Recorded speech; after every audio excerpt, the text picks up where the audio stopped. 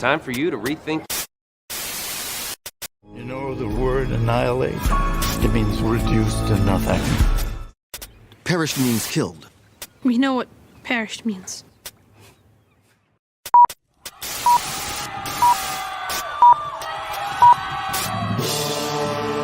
Welcome, and thanks for joining us for Rethinking Hell Live, where evangelical Christians discuss what the Bible says about hell and put conventional and controversial views to the test.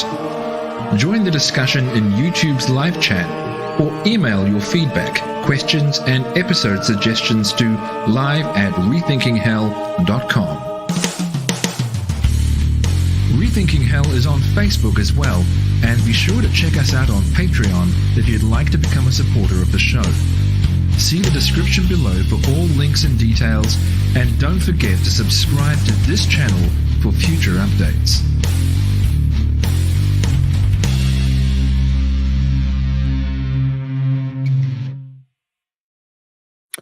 Well, hello, and welcome to another episode of Rethinking Hell Live. My name is Chris Date, and my guest today is my friend and fellow Rethinking Hell contributor, James Harding, and I'll be introducing him in a second. But let me talk just briefly about what we're going to be doing today in this hastily thrown together episode.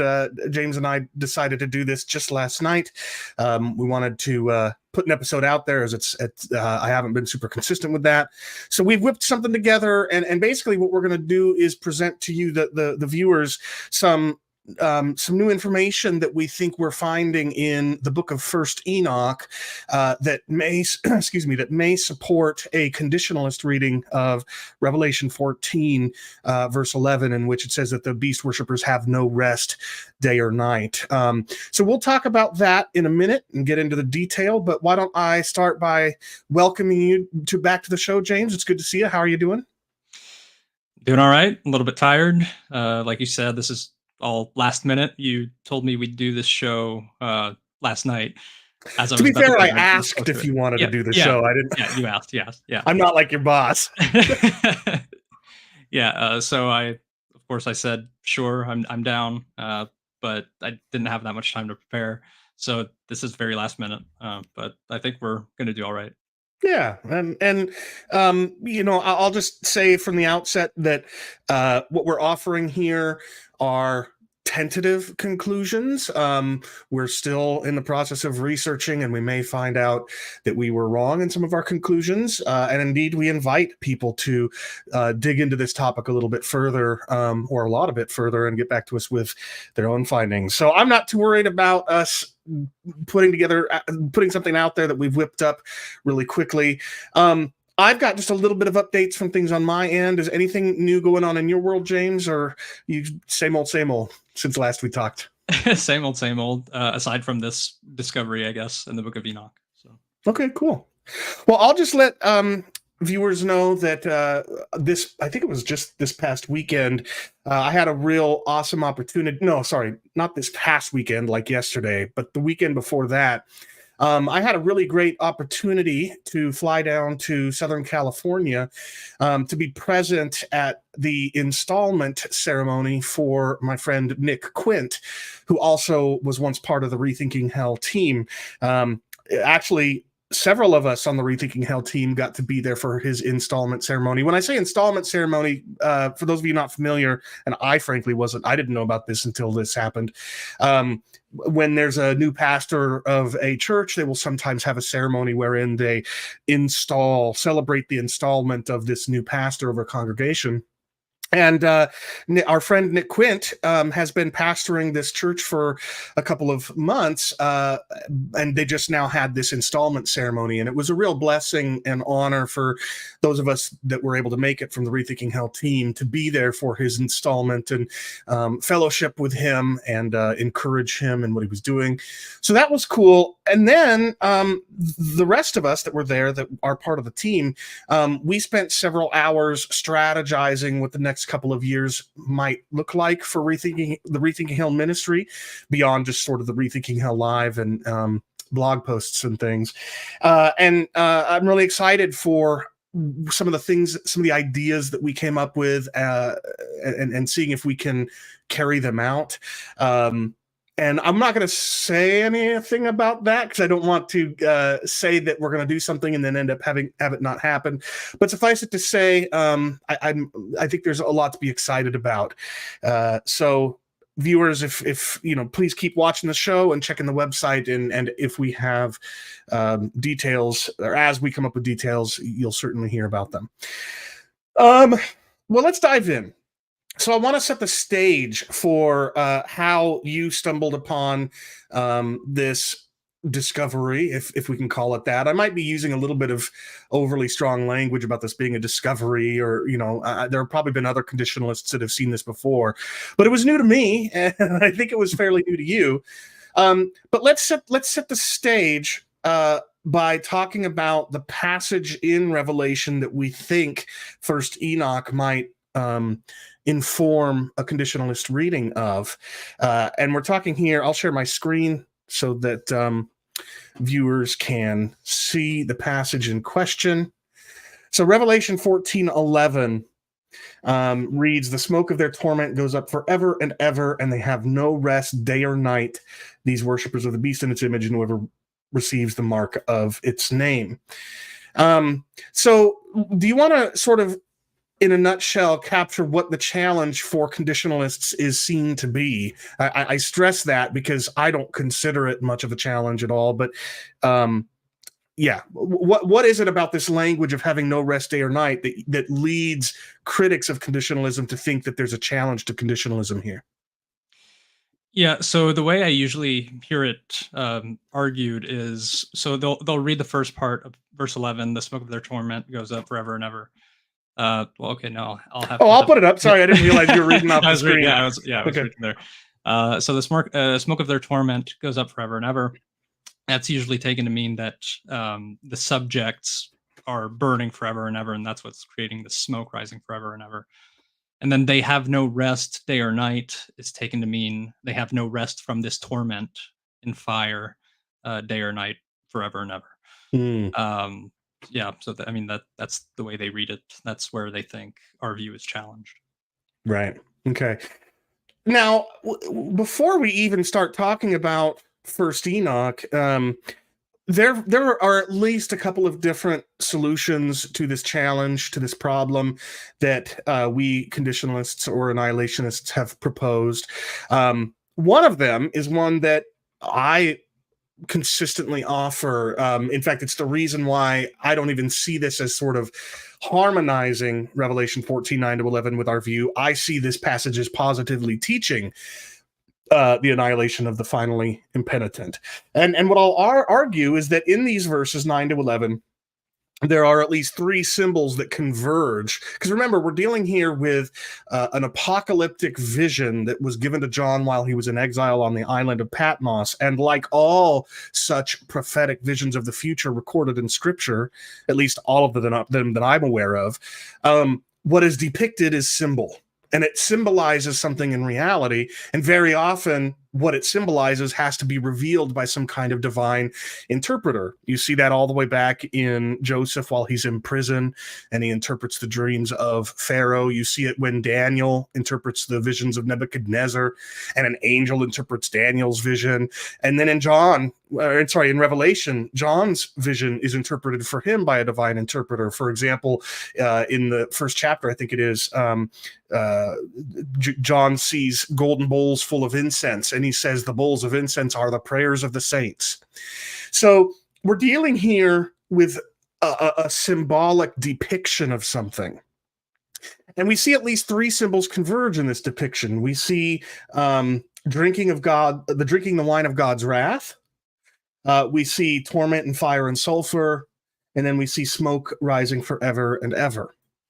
And what I will point out to people is that if you just go a few chapters later, in Revelation 18, so we're still in the same vision, same book, same author, all of that.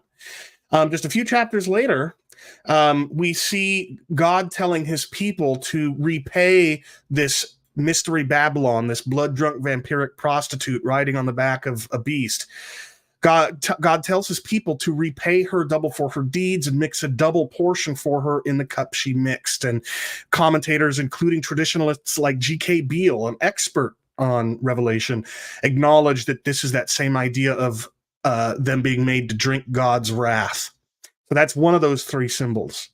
And then we see a number of places that she is tormented. You see it here.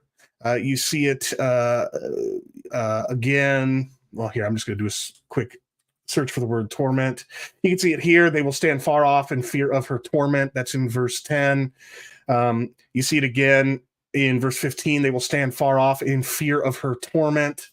So you see this torment language used multiple times in the context of the smoke of her burning. So there you've got the fire and torment symbolism as well that appears in Revelation 14, 9-11. And then finally, at the beginning of Revelation 19, there's this hallelujah chorus that in verse 3 cries out, the smoke from her goes up forever and ever.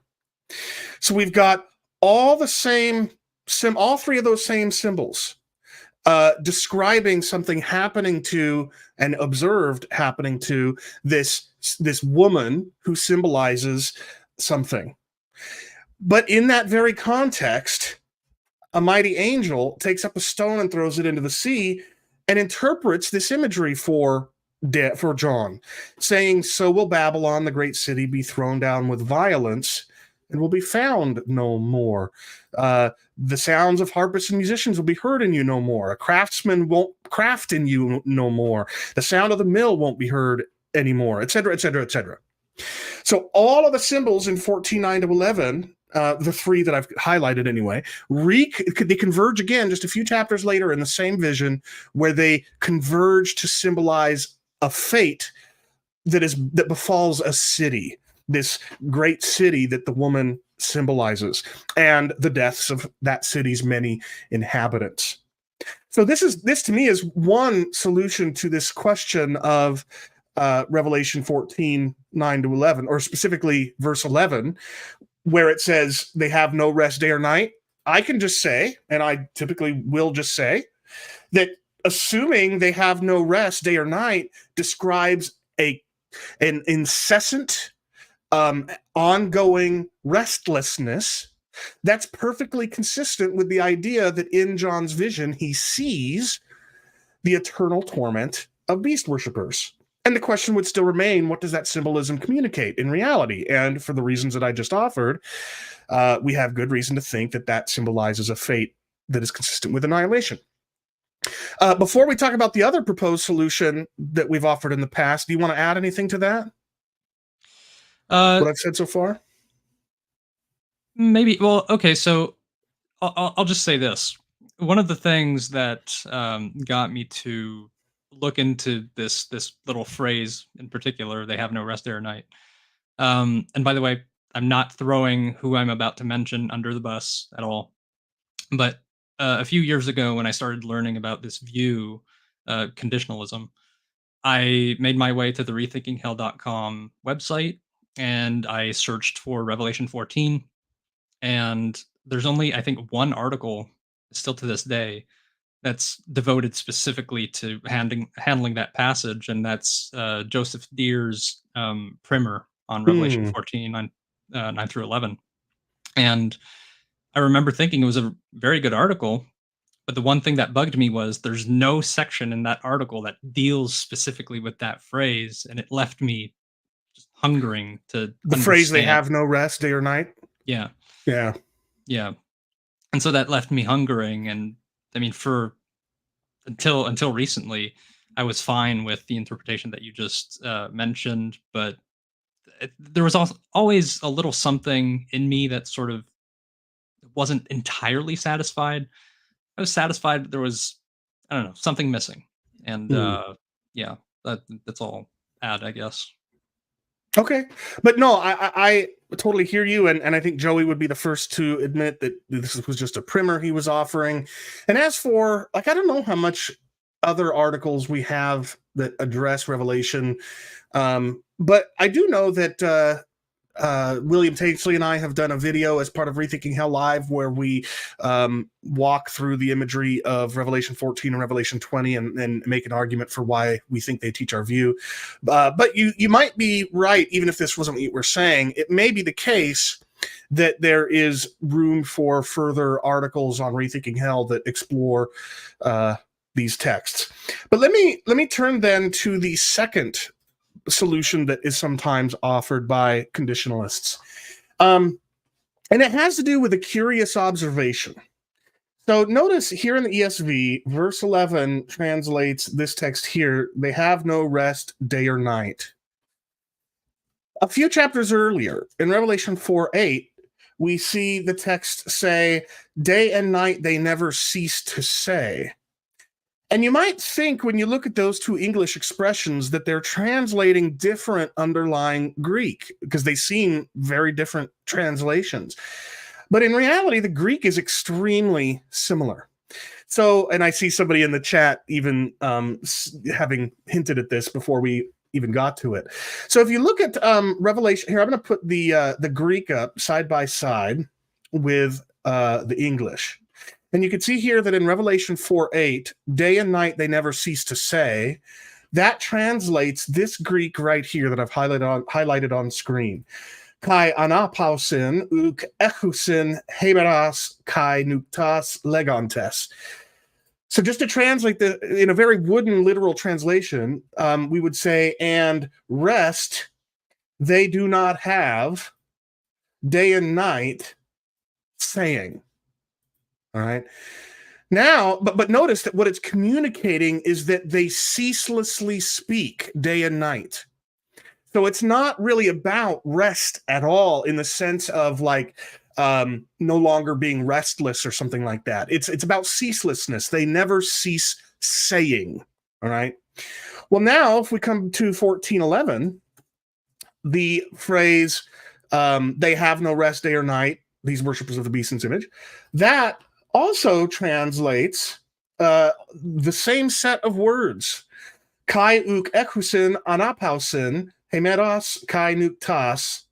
All right, so that's and they do not have rest day and night. And then you've got the participle hoi proskununtes, these worshipers, etc., etc. And what this suggests is that perhaps, given how extremely similar the Greek is, and given that it's clear that in Revelation 4:8 the what is being communicated is not restlessness, but rather ceaselessness of the specified activity in the case of Revelation 4:8 speaking, suggests that perhaps in Revelation 14-11, what it's saying is these worshipers don't ever cease worshiping day and night. They ceaselessly worship the beast and ceaselessly receive the mark of its name. And the interesting thing about this translation, if indeed it's accurate, is that it's consistent with either, and actually I suppose this would be true of the symbolic reading that I offered first. So both of these solutions are consistent with understanding this passage to be talking about either final punishment, as we typically assume, or some kind of intra-historical judgment. Because again, it wouldn't necessarily be communicating anything about hell or everlasting torment or anything. It'd just be it'd either be symbolizing a judgment upon a city that entails its destruction and the deaths of its inhabitants, or it's describing endless worshiping of the beast, for which cause they are punished by whatever means they are punished. So these are two. Anything more you want to say on that second reading that we have sometimes suggested? Not anything of substance, to be honest. No, I don't think so. Okay, and I'll just say I'm not convinced that is what's going on. And for for nobody else's sake than the sandwich man in the chat, I'll say why I'm not convinced that is the right translation of this text. In Revelation 4:8. There's a adverbial participle, which means it is a participle that refers not to the people, but to what they're doing. So you can see it's got the four living creatures. They never cease to say. And saying is that say verb, but the subject, the one who's doing the ceaseless speaking, is the four living creatures mentioned at the beginning of the verse. Whereas in Revelation 14:11,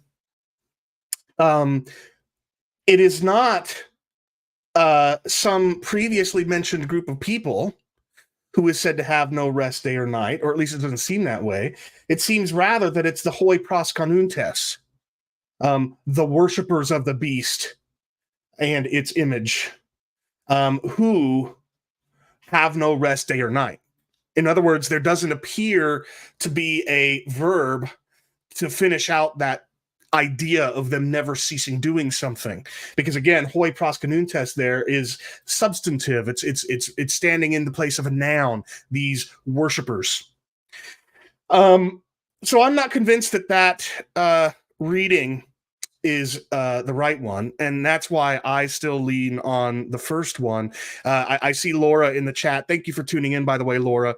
And she says, I can't see my traditionalist friends accepting this reading. And yeah, I agree. I don't find that reading persuasive either. But I won't go so far as you, Laura, to say that Revelation has the toughest text to explain from a conditionalist perspective, because again, all of the symbols that converge here in verses 9 to 11, the ones that I mentioned, converge later in the same book to describe not everlasting torment, but to depict everlasting torment, ostensibly, of a woman who symbolizes a city, and that torment is said to symbolize destruction. So I won't go so far as you, Laura, and that's okay. But anyway, nevertheless, here's what I will say before we move on. Even if what I'm saying is true about the symbolism, the symbols that converge in Revelation 14, 9 to 11, I've never offered any substantive explanation of that have no rest day or night language, other than to say that I'm already conceding that what's depicted is everlasting torment, which would necessarily entail, restlessness. And the question is, what does that symbolize? And that's where I make my case from. But I don't actually try to argue that there's some way we can get from have no rest day or night to a conditionalist reading. And that's where we're going to start to turn now. But beginning with what prompted this discovery in the first place. So what were the circumstances that you found yourself in recent weeks that has the context in which you happened upon this discovery in Enoch? Yeah, so I was just working on an article for Rethinking Hell, responding to Trent Horn. He has an article called "Yes, Hell is Real and It is Eternal." And who is Trent Horn for viewers that aren't familiar with the name? Right. So Trent Horn is, I think he's one of the more popular Catholic apologists out there at the moment, who works for Catholic Answers. I don't know too much more about him than that. Okay, anyways, but anyway, you were saying he published an article. Yeah, he published an article, and I started responding to it. And toward the end of the article, he mentions Revelation 14:11, and he specifically mentions the "they have no rest day or night" portion of it. And so at that point, I'm like, okay, today's the day. I'm going to try to confront this particular phrase, and not because, like I said earlier, or I think I said earlier, I've never been fully satisfied with either interpretation that we just sort of went over. Now that I think about it, one of the reasons for that, and maybe you can comment on this and tell me what you think. You and I think, would agree that smoke rising forever and ever doesn't, well, at least in the Isaiah text from which it comes, it doesn't have anything to do with eternal torment. Not even, I don't even think it symbolizes that. And so the idea that there would be this symbol that doesn't symbolize eternal torment right next to a symbol that apparently does, it seemed awkward, not impossible, because obviously I think that imagery can conflict so long as the interpretation of the imagery is congruent. But it was, I don't know, it struck me as weird, and it's one of those things that got me to sort of look into a possible different answer when it comes to answering this text. And funny enough, I have it right here in front of me. I was just curious because I got Logos Bible software not too long ago, and I just wanted. Congratulations for entering the 21st century. Thank you. And I was just curious to see which commentaries I owned that actually, speak to Revelation. And one of them is the IVP New Testament Second Edition commentary, and it's Craig Keener who writes this section here. And by the way, I think you're going to find this curious. Regarding 1411, this is what Keener says. He says, the eternal smoking of Edom, night and day, contrast 4:8, 12:10, is described in similar terms in Isaiah 34:10, but there the meaning is desolation, whereas here it is eternal burning and torment. It beats me why you wouldn't take it the same way. But anyway. Well, especially, and I'm going to interject here for a moment just to show viewers why that seems so, why we're so incredulous at that proposal. So notice what you just quoted Craig Keener as saying is that the similar imagery in Isaiah communicates desolation, destruction, what have you, whereas in Revelation, it's everlasting burning. But the Isaiah text describes everlasting burning. Right, you've got the streams of Edom shall be turned into pitch. Pitch is oil, right? Like oil. Her soil into sulfur. Her land shall become burning pitch. Night and day it shall not be quenched. Its smoke shall go up forever. So there's literally nothing in Revelation 14:9-11 that adds any aspect of ongoing burning that isn't already there in Isaiah 34:9-10, right? So if Isaiah depicts, or at least uses the language of everlasting burning, but it symbolizes the desolation and destruction of a city, I don't see on what basis Craig Keener could claim that the identical imagery is something utterly different. But anyway, go ahead. You were saying. Yeah, so I looked at then Revelation 14:13 in this commentary, and this is what got me to look at First Enoch in more depth. He says, Jewish texts spoke longingly of the day when the sufferings of the righteous would end. Greco-Roman letters of consolation stressed either that the dead were happy or that they were at least not sad, but Judaism especially stressed the peace of the righteous dead. The writer of First Enoch noted that the wicked would have no rest, and then he quotes 99:14 of First Enoch. But the righteous dead would have great rewards, and then First Enoch 103:3. So this is where I first discovered that this text in Enoch speaks of the wicked having no rest. And so I thought he got Revelation 14:11 totally wrong. He might have gotten this wrong too. So I clicked on 99:14 and I went and read the context, and I thought, well, there you go. This seems to support our view more than eternal torment. I don't know how Keener, again, concluded what he did here, but it's thanks to Keener that I was made aware of this text in First Enoch. Gotcha. Well, thank you, Dr. Keener. We appreciate you helping the cause for conditional immortality. Before we start talking about Enoch, I do, however, want to talk just a little bit about that article from Trent Horn, because in that article, Trent responds to the reading of Revelation 14:11 offered by fellow conditionalist, although of a kind of different stripe, John Stackhouse. So I'll just read what Trent Horn says. He says that this depiction of, or that he says that the New Testament teaches that evildoers will eternally oppose God in hell. And he says this comports with Revelation's account of the smoke of their torment goes up forever and ever, and they have no rest day or night. And so then he explains how Stackhouse explains this verse. John Stackhouse, for those who don't know, was the annihilationist or conditionalist contributor to Zondervan's second edition of Four Views on Hell. He's a friend of the ministry. He's been on the podcast, but we at Rethinking Hell don't see some things in the same way that he does. But anyway, the way that Stackhouse explains this text, according to Trent Horn, is that Stackhouse tries to avoid the common sense interpretation that the damned endure unending suffering by claiming that the rest denied to the condemned in this passage refers to, quote, positive connotations of Sabbath, quote, unquote, because Revelation draws heavily from the Old Testament. Quote, thus the condemned are doomed never to enjoy rest. They will never escape their doom, for they suffer and die outside God's rest, unquote. Now Trent responds to that argument. He rebuts that argument from Stackhouse. But in the Old and New Testament, the Sabbath rest is almost always described as, quote, my rest, unquote, when God is speaking. Quote, his rest, unquote, or, quote, Sabbath rest, quote, unquote. Revelation 14:11 simply says the damned have no rest and underscores that this condition is perpetual, day or night, and not something related to weekly Sabbath observance.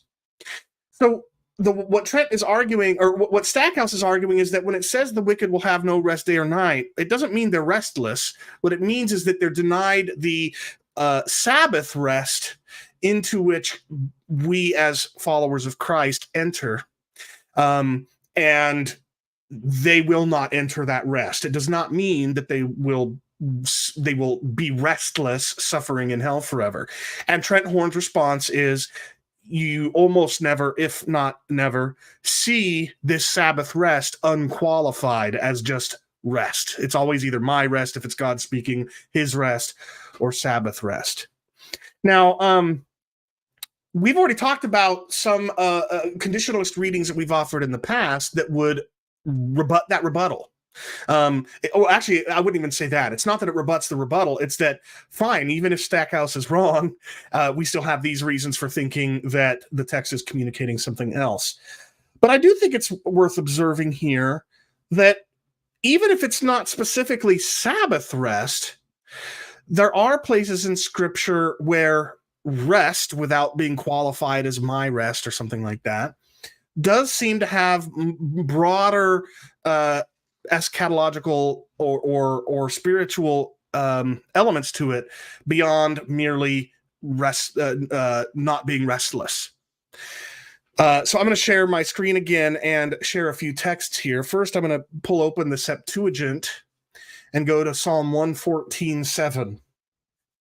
So for those who aren't aware, the Septuagint is a collection of Greek translations of the Hebrew Old Testament that were created, that were translated in the centuries, the couple of centuries leading up to the time of Christ. So this passage in the Septuagint corresponds to Psalm 116:7 in the Masoretic or Hebrew text. So in the Hebrew, it's return, O my soul, to your rest, for the Lord has dealt bountifully with you. And in the Septuagint, it's translated, return to thy rest, O soul, for the Lord has dealt beautifully with thee. So here, it doesn't seem, and we could get into the context if we want, the Lord preserves the simple, I was brought low and he delivered me. But it doesn't seem like the rest here is the sort of sterile, the technical sense of restlessness that somebody like Trent Horn seems to be inferring from Revelation 14:11. But there are a few arguably even better examples. So Sirach 6:28. Sirach is a book in the Apocrypha or the Pseudepigrapha, so it's intertestamental literature. I actually think it's in like Roman Catholic Bibles because it's part of, like I said, either the Apocrypha or the Pseudepigrapha. And here it says, for at the last you shall find her rest, and that shall be turned to your joy. And her here is a reference back to wisdom. You can see that if you scroll up a little bit further. You will find wisdom till thine old age. And then we get to that verse 28. At the last you shall find the rest of wisdom, and that shall be turned into the joy. So again, here you've got positive, broader connotations about the fruit of wisdom that seems to go beyond mere restlessness, restless torment, or something like restlessness from torment. So Laura's mentioning Hebrews 4 in the chat. The problem is that in Hebrews 4, in almost all the places where rest is referred to, it's it is a specified rest, Sabbath rest or God's rest, whatever.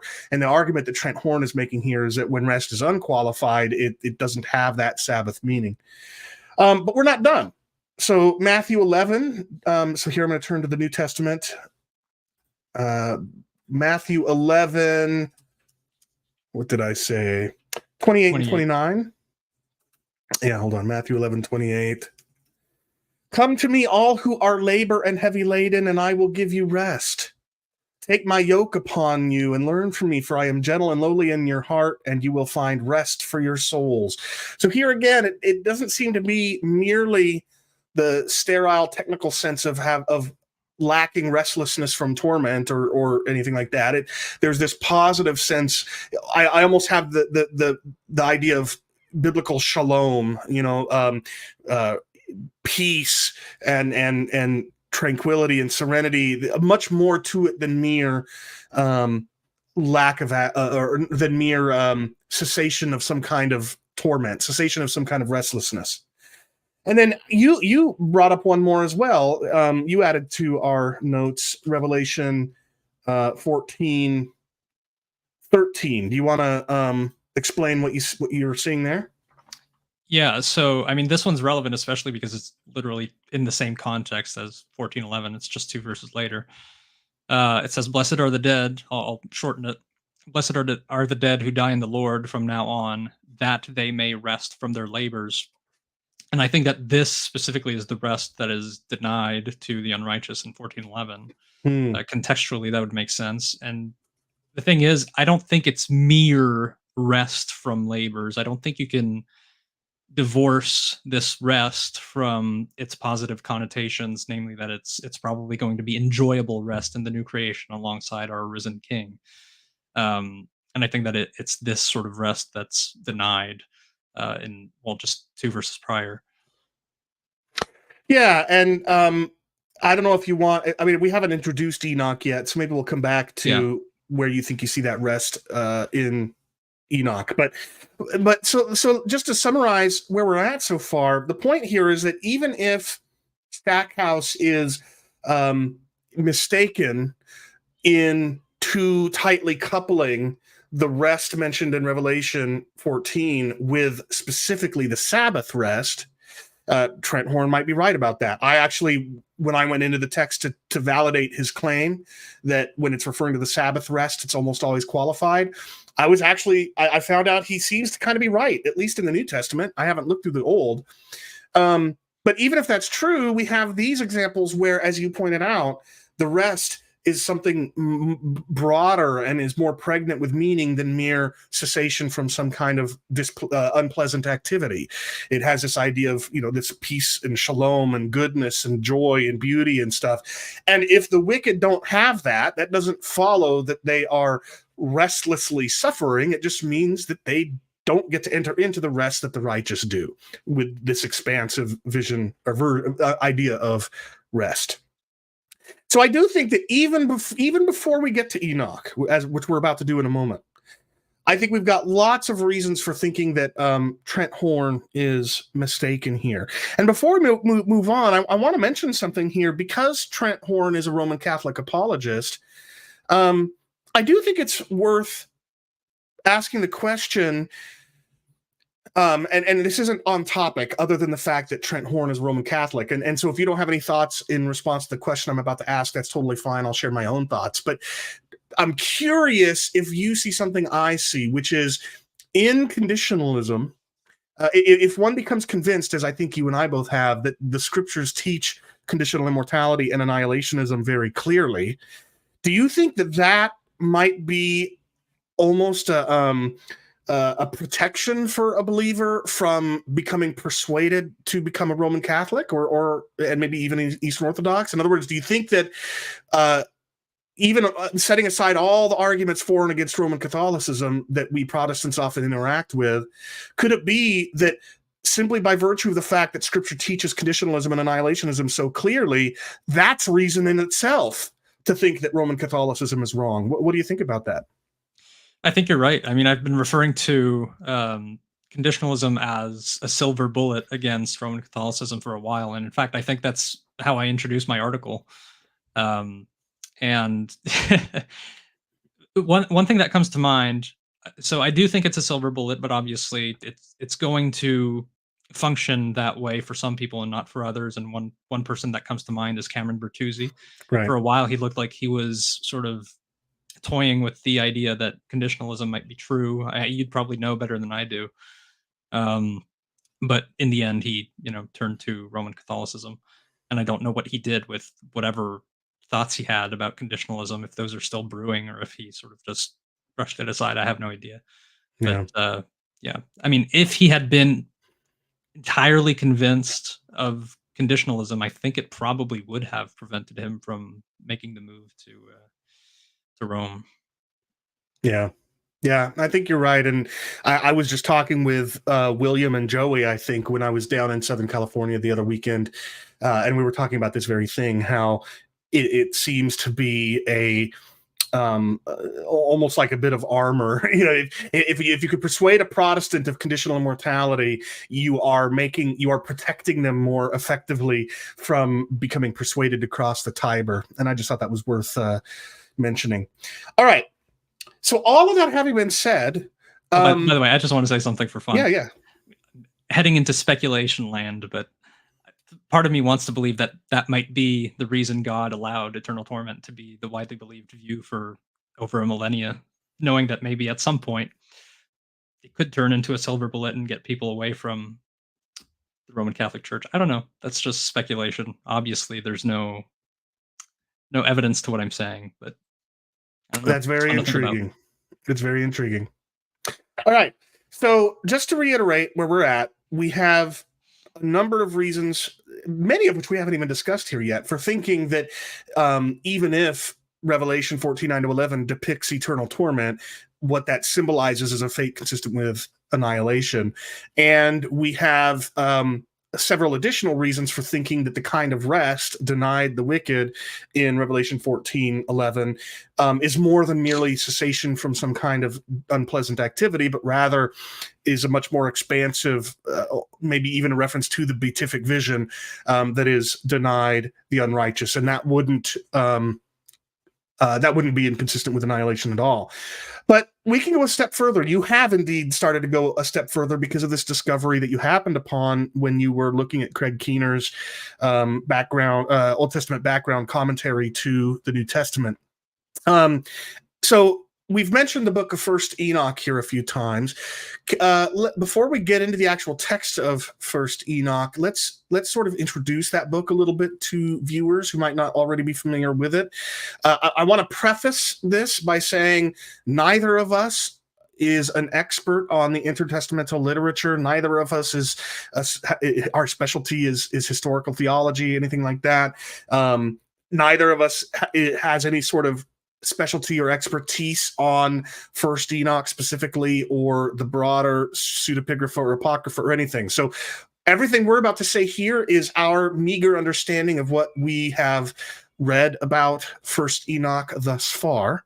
But with that sort of disclaimer or caveat out of the way, what can you tell us about First Enoch in a sort of introductory fashion? Yeah, so obviously, like I said earlier, this all thrown together very quickly. So it's not going to be a very beefy introduction, but this should be enough for people to at least get a sense of what First Enoch is. So first of all, First Enoch is, according to Charles Worth, clearly a composite text. Wait, I'm curious, by the way, side note, how do you say that word? Do you say composite or composite? Probably depends on what day of the week it is. I think I've probably used either one. Same here. So yeah, First Enoch is clearly composite, representing numerous periods and writers. And so the Book of Enoch is split into 5 major books. Well, I could just 5 books, period, not major books. But the first one is called the Book of the Watchers, and that comprises chapters 1 to 36. The second one is the Book of the Similitudes, which comprises chapters 37 to 71. Then number 3, the Book of Astronomical Writings, comprising 72 to 82. The Book of Dream Visions, 83 to 90. And then the Book of the Epistle of Enoch, 91 to 107. At least according to Charles Worth, or Ephraim Isaac is the one writing the introduction here.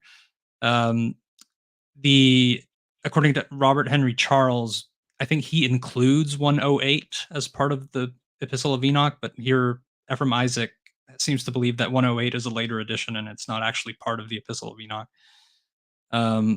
So yeah, we have no idea where exactly it was composed, but it's clear, he says, Ephraim, that the work originated in Judea and was in use at Qumran before the beginning of the Christian period. He also says that at any rate, it is clear that Enochic concepts are found in various New Testament books, including the Gospels and Revelation. And he says a little bit more later on. He says, there is no doubt that the New Testament world was influenced by its language and thought. It influenced Matthew, Luke, John, Acts, Romans, 1st and 2nd Corinthians, Ephesians, Colossians, 1st and 2nd Thessalonians, 1st Timothy, Hebrews, 1st John, Jude, which quotes it directly, and Revelation, with numerous points of contact.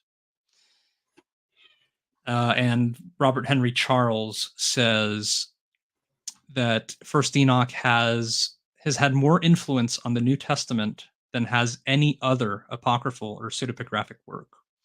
So I think looking at First Enoch might be pretty relevant. Okay. Yeah. I think, and I think there are a couple of other things worth noting here. So first of all, I don't know if you mentioned this, but scholars are pretty convinced across the board that this does indeed predate the New Testament, which would not be surprising given that Jude and Revelation seem so dependent on it. It's also worth observing that the book known as Second Enoch is widely recognized to be a separate work, and one that most likely is dated to around the same time as the book of Revelation, if not later, which is just to say that if Second Enoch teaches something like eternal torment, that wouldn't have any bearing on the meaning of Revelation, since it's almost certain that the New Testament authors weren't aware of Second Enoch. Even if it was written as early as contemporaneous with Revelation, there would have been no time for it to circulate widely enough for multiple authors of the New Testament to be familiar with it. So Second Enoch is not something we're dealing here with. We're dealing specifically with First Enoch. It's also worth observing that, if I'm not mistaken, we don't actually have the original text of First Enoch.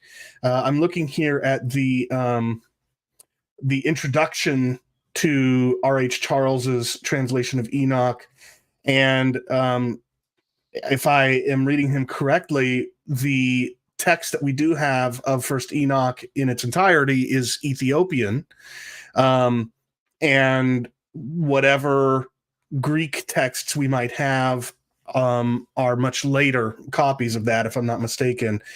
So it's not like we can go to an original Greek text of Enoch or original Aramaic or Hebrew text of Enoch and tell whether it's using the same exact terms as in Revelation or whatever. We're kind of relying upon the Ethiopian manuscripts of First Enoch. Again, that's if I'm not mistaken. And then one further thing I'll note is that, and I think you might have mentioned this, I'll just elaborate a little bit more.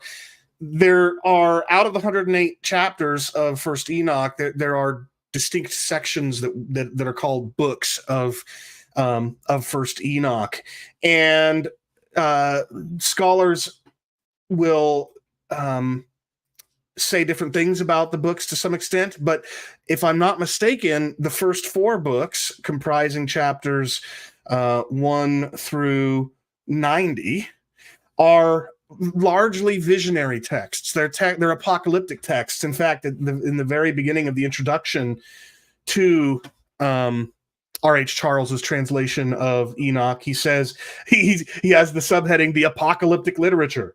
He says it's the most notable extant apocalyptic work outside the canonical scriptures.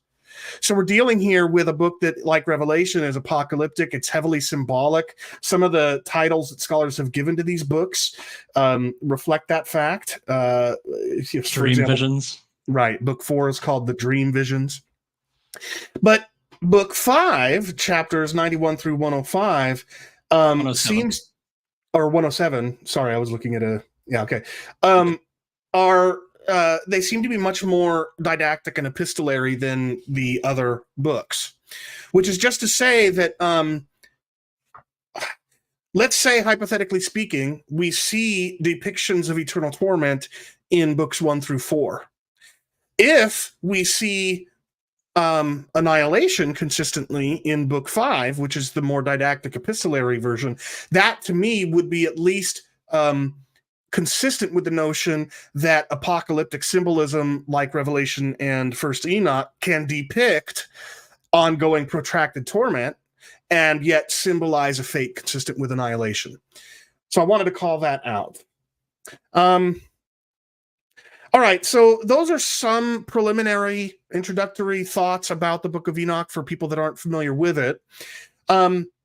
Before we get to the specific text in Enoch, the specific verse that you found, that you mentioned that Craig Keener pointed to, what are some verses in the surrounding passages that we see similarities or connections with the surrounding text of Revelation?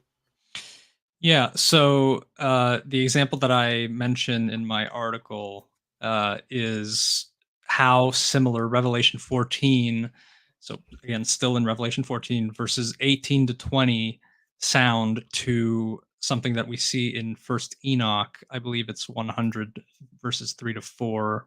Okay, yeah, I didn't have it in front of me. So I suppose, do you have that on screen? I have so many tabs so open. here's Revelation 14:8 and following, and then here's First Enoch 100 verse 3 and following. All right, so I'll start with Revelation. And another angel came out from the altar, the angel who has authority over the fire, and he called out with a loud voice to the one who had the sharp sickle. Put in your sickle and gather the clusters from the vine of the earth, for its grapes are ripe. So the angel swung his sickle across the earth and gathered the grape harvest of the earth, and threw it into the great winepress of the wrath of God. And the winepress was trodden out outside the city, and blood flowed from the winepress as high as a horse's bridle for 1,600 stadia. And then First Enoch 100, verses 3 to 4. And the horse shall walk up to the breast in the blood of sinners, and the chariot shall be submerged to its height. In those days the angels shall descend into the secret places and gather together in one place all those who brought down sin, and the Most High will arise on that day of judgment. So what we have in both texts are angels who are gathering sinners into one place so that they can be punished, and it results into blood accumulating as high as like a horse's chest. So I see that, and I see immediately how one is obviously influencing the other, and it's obviously Enoch that's influencing the language of Revelation. And so I thought, when I saw this, if the language of First Enoch has influenced the language of Revelation in this one area in Revelation 14, then if there are other similarities in language between the two, then it might be helpful to look at those similarities and see what Enoch means by certain things, and see if it can help us better interpret what Revelation says. Yeah, that's we'll do that with the concept of rest. Is there anything else? I haven't read your article that you're working on closely, and so I'm not sure. Are there any other connections that you see, similarities you see between the vision recorded in Revelation and for this part of First Enoch, or is this the most striking example of those similarities? I would say this is the most striking example for sure. Okay. And in my article, I only mentioned this one, but I mean, I have, if I really wanted to, I could look at a bunch more, but I don't think it's necessary to do so. Okay. Yeah. All right. So then we've got this, and just to be clear, First Enoch 100 verse 3, which is where we started there, follows extremely closely on the heels, of the verse we're going to look at in particular, which is First Enoch 99:14. So just for viewers, if you look here, verse 14 of chapter 99 in First Enoch, which is what we're going to look at in a second, it's followed by verses 15 and 16, and then we get to chapter 100. Verses 3 and 4 are the ones that we just looked at and how comparable they are to Revelation 14, 18, and 19 and 20. So in other words, in Revelation, you've got the no rest mention, and you've got just a few verses later this description of angels being sent to enact judgment on the wicked, and their destruction of the wicked is likened, the blood that is the result of that, is so voluminous that it comes up to a horse's bridle. And in the same way, we've got the no rest language followed in First Enoch 99:14, just a few verses later in chapter 100, beginning at verse 3, with that same angels being sent to punish, the blood of the punished rising up to a horse's chest kind of language. So that brings us then to the verse that seems to map on to pretty closely that have no rest language of Revelation 14:11. So do you want to talk about that then here in First Enoch 99:14, what we see there and how it might shape our interpretation of Revelation 14:11? Yeah, so I guess I'll just walk you through this sort of the way I was thinking this through. So as I said earlier, Craig Keener is the one who brought me here. And so the first thing I wanted to do when I saw that the wicked were promised to have no rest was figure out what this section teaches the final punishment of the wicked will be. And if it taught annihilationism, then that tells me, okay, this no rest language is compatible with annihilationism. That they don't conflict.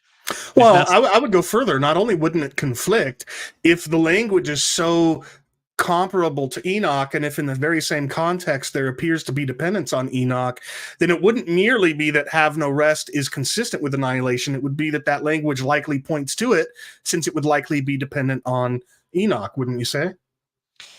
I mean, yeah, you could say that. I was being charitable. I was being minimalist. Okay, go ahead.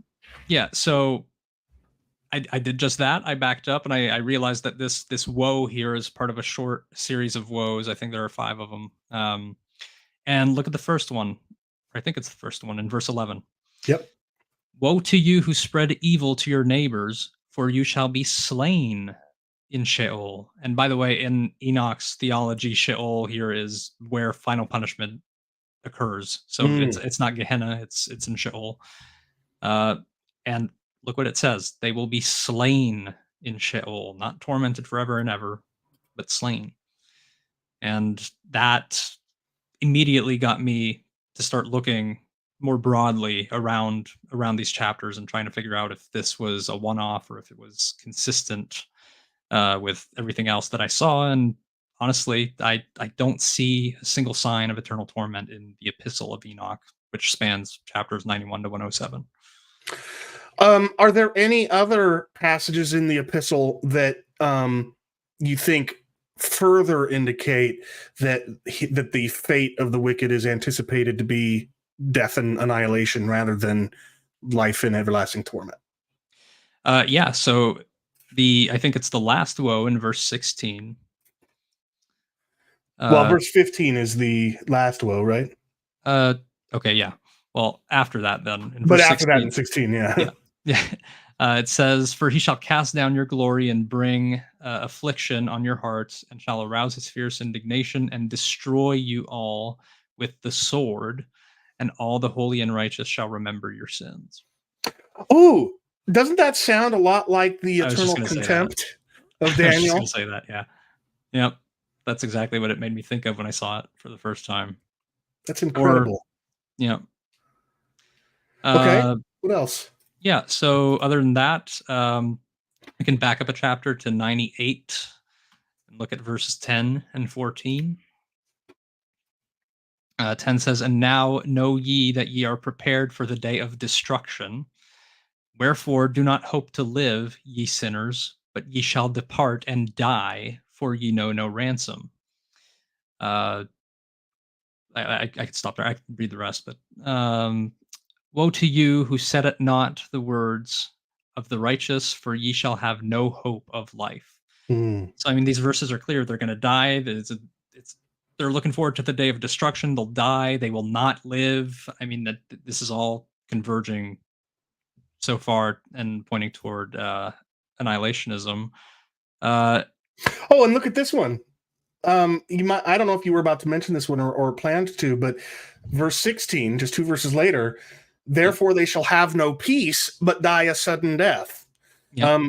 If rest and peace are similar ideas and related to one another, here again, you've got evidence that having no rest is consistent with dying a sudden death.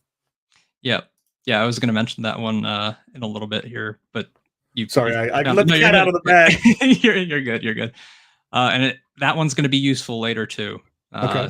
Yeah. So we'll come back to it for sure. We can look at 103:4. It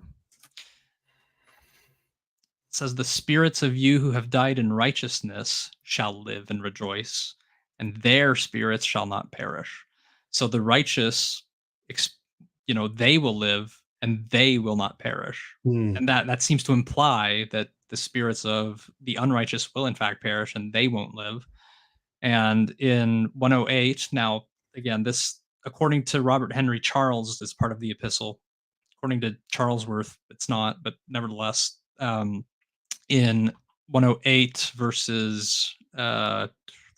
3, it says, "And wait ye indeed till sin has passed away, for their names shall be blotted out of the book of life." Again, that's Revelation language, book of life. Well, not specifically Revelation, but nevertheless. Out of the book of the holy books, and their seed shall be destroyed forever, and their spirits shall be slain. So again, it's all pointing toward the same thing. I'm looking at our outline here, and there was something else that I think I don't know if this is the time I want to mention this or not. Yeah, we can hold on to it. I just, like I told you when we were getting ready to go live, I just sort of listed some things I saw you mention in your article, in not necessarily in the order we wanted to cover them. So I think that we could stop there if that strikes you as a pretty good summary of what evidence in the Epistle of Enoch, which is book 5 of First Enoch, the evidence that we see that suggests that the fate of the wicked is thought to be annihilation, death and annihilation in First Enoch. And since in multiple places, not least of which is First Enoch 99:14, but then also 98:16 with the "they shall have no peace," we see since that language of having no rest is extremely similar to what we see in Revelation 14:11, and we see the similar language following Revelation 14:11 that we also see in First Enoch 99. For all those reasons, it seems very plausible to me, if not likely, that that the no rest day or night language of Revelation 14-11, at the very least, is consistent with how that language was used by other Jews of the period in a way that it's consistent with annihilation. And that's at minimum. And at best, the language of Revelation is actually drawing upon the language of First Enoch 99, in which case the have no rest is intended to be consistent with the fate of annihilation, not merely happens to be. So I think that's a great summary of that. But there will be people watching us now who are probably familiar with the fact that First Enoch is a book that some people think has at least some indications that it or some of its constituent authors actually believed in the eternal torment of the lost. And if that's the case, if you have other texts in First Enoch that actually teach the eternal torment of the lost, well, then the fact that have no rest in 99:14 is the kind of language we see in Revelation 14:11 would support the traditionalist reading rather than the conditionalist reading. So would it make sense maybe now to take a look at some of those texts in First Enoch that are thought by some to reflect belief in eternal torment? Yeah, we can do that. But I do want to preface with one thing, because I know we're going to be looking at some texts that are outside of the epistle. Mm. And I just want to stress again that I think that even if there are passages, and I'm just granting for the sake of argument, it may be the case, may not be the case, I'm not exactly sure yet. But if there are passages outside of the epistle that teach eternal torment, um, I don't think that touches my case, because my case rests on what the epistle says the final lot of the wicked is. And I'll just read here from Robert Henry Charles, who says that behind the apparently artificial division, that is the five sections, lies a real difference as to authorship, system of thought, and date. Mm. And he says elsewhere that conflicting views are advanced on the Messiah, the Messianic kingdom, the origin of sin, Sheol, the final judgment, the resurrection, and the nature of future life. So, yeah, even if one section conflicts with the other, that I don't think that challenges my case. If somebody wanted to damage my case, I think he would have to find solid evidence for eternal torment within the epistle itself. Well, very good. That's helpful. Let's then break up this set of texts we're going to take a peek at into two parts. One, the texts outside the Epistle of Enoch, so the texts that come from books 1 through 4. So I'm going to pull Logos back up on the screen, and let's start with something I found in First Enoch 22. As you look that up, I'm just really quickly going to let my cat out. Okay. No problem. So First Enoch 22. I don't remember where I saw this. It might have been that I saw it cited in Erasing Hell. And in fact, there's a text coming up that I know I saw cited in Erasing Hell. For people who don't know, Erasing Hell is a book that Francis Chan and Preston Sprinkle co-authored very shortly after Rob Bell published Love Wins. And at the time, Francis Chan and Preston Sprinkle, when they published Erasing Hell, they came out's the wrong phrase here, but they concluded that the New Testament the Bible likely teaches eternal torment. But in the couple of years that followed the publication of that book, in part because of his relationship with those of us at Rethinking Hell, Preston Sprinkle became convinced of annihilationism. And now that I think about it, I'd be interested to know what I'm going to have him watch this interview that you and I are doing right now, and see what he thinks about this connection we're seeing in Enoch. But anyway, that's neither here nor there. So the first text that I wanted to mention is this text in First Enoch chapter 22, verses 10 to 12, I think is what I saw. It says, their spirits shall be set apart in this great pain till the great day of judgment and punishment and torment of those who curse forever. So it sounds like punishment and torment forever. He shall bind them forever. So there seems to be some strong language here that some would take to be evidence of eternal torment. What do you think about that? For some reason, the text looks a little bit different than what I remember it being, but... Well, there are two columns here, and I'm not sure what the two columns represent. What I just read from was this left column. In the right column, you have similar language, though. Their spirits shall be set apart in this great pain till the great day of judgment, scourgings and torments of the accursed forever, so that there may be retribution for their spirits. There he shall bind them forever. Yeah, so I mean, I freely grant that this text may well be teaching eternal torment. One thing that comes to mind is, and I mean, this might be seen as a cop-out, I guess, by some people, but the Qumran language that you brought up in your debate with Turgeon Fan is always in the back of my mind. Maybe you have the reference on hand. I don't think I do. Oh. Yeah, let me see if I can pull that up. As you look for it, there's this verse in, I think it's the Community Rule, found at Qumran, that has language that very much seems to be emphasizing eternal torment, but then in the same breath, in the same sentence, it Yeah, seems to say that there's eternal torment until that's they right. die, and there's no remnant or survivor. So it's Um, it's the community rule. It's gone by a different title that I don't remember what it was, but it's in First Qumran Scroll 4.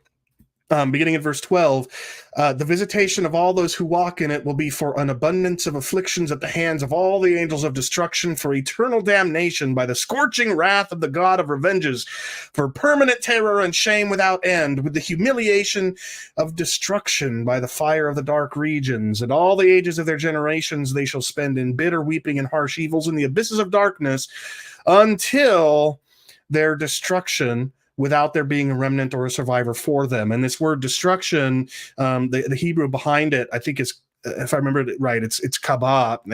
I might be misremembering that, but you can look that word up in like the Hebrew and Aramaic lexicon of the Old Testament, halot or halo. I don't know how people like to pronounce that acronym. But anyway, one of the definitions listed is indeed annihilation. So yeah, there's an example where you write in the very same breath, you seem to have this language of eternal torment, but then it becomes clear that it's that at least ultimately the final fate is annihilation. yeah, could you do a Control F on First Enoch 22 and write look for slain? Sure. Yeah, so First Enoch 22:12. Oh no, it's the one after that. But their spirits shall not be slain in the day of judgment, nor shall they be raised from thence. Yeah. So, I mean, remember first of all what it says in First Enoch 99:11. They will be slain in Sheol. But from what I can tell, and I haven't read this in a while, but if I remember correctly, First Enoch 22 seems to be separating different groups of people, and I could be wrong, so please don't take me at my word here, but I think there are the wicked who are recompensed for their sins during their lifetime, and I think it says that those people will not be raised, and they won't be slain; they'll just remain dead. And those who were not recompensed during their lifetimes, they will be punished. And so those who are not slain here, I don't think it's talking about everyone. I think it's talking about those who were punished for their sins during their lifetime specifically. But those who weren't, they will receive whatever punishment is mentioned that we just read, if I'm remembering correctly. Okay. So let me make sure I understand that. So let's say that you have sinners who received their just recompense at or prior to dying, and then you have those who for whom justice is yet to be wrought. Well, yeah, then, those who like just die of old age or something. Right. So those who were complete in transgression, their spirits won't be slain in the day of judgment or be raised because they've already received their penalty. I think so. Whereas the others will not only be raised in order to face judgment, but their spirits will be slain, which might indicate either that the ones here whose spirits shall not be slain either are forgiven because they received their recompense in life, or their spirits have already been slain. That's why they're not going to be slain in the day of judgment, because they're already slain when they died or something like that. Which might be... Yeah, go ahead. Sorry. No, you go ahead. I was going to say that might be a reason to take this language of forever that sounds like eternal torment the same way we take it in the Qumran scroll, because this here could be an implication that those who were not recompensed will in fact be slain, and then you'd have to reconcile this language of them being slain with, them being bound forever or whatever. That sounds like what we read in the Qumran scrolls, so that's a possibility, I think. Okay. Yeah, I think there's at least a plausible explanation there. I want to look next at chapters 23 and 24, and where I got this was from a video that a guy by the name of Thomas Farrar, who I think has recently converted to Roman Catholicism or Eastern Orthodoxy, and he put out a video arguing against annihilationism based on the intertestamental literature. And we at Rethinking Hell are kind of working on putting together some responses to his work.